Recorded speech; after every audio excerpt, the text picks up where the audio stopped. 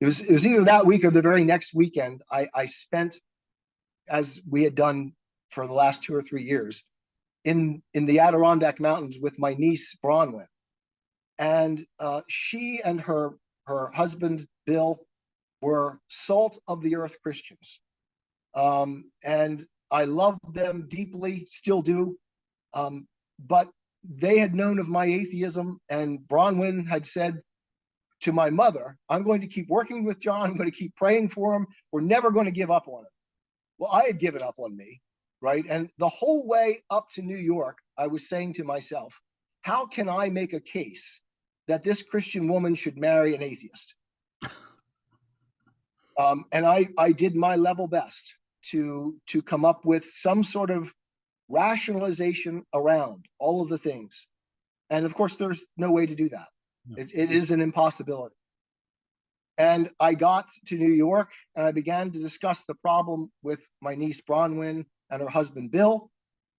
And Bronwyn just looked at me and said, "Are you stupid? Don't you see? What do you really believe?" She said. "Stop thinking in your head like you do all the time as this philosopher man that you are, and look at your life." She said, "Are you an atheist?" I had to admit, what is an atheist? An atheist is someone who believes in their heart there is no God. I had not lived like that ever in my life. I always believed that there were real boundaries in the world around us, real structural rights and wrongs. And I said, "Yeah, you're right, I'm not." But I said, that doesn't solve my problem, really, because just being an agnostic, just falling back into the I don't know, doesn't solve the problem. And we went back and forth all weekend over this. I cried like a baby. I'm not, my wife will tell you, I'm a pretty soft-headed soul. I can cry pretty easily.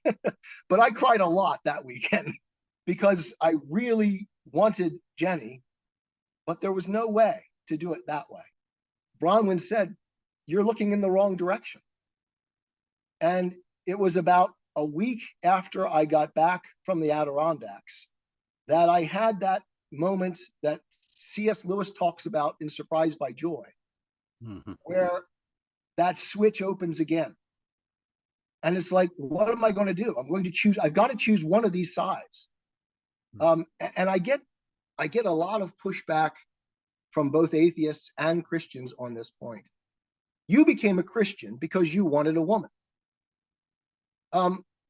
She was an important part, vitally important part of what I needed.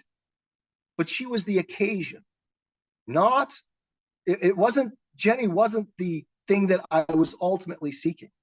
It was Christ, and it was Christ through Jenny.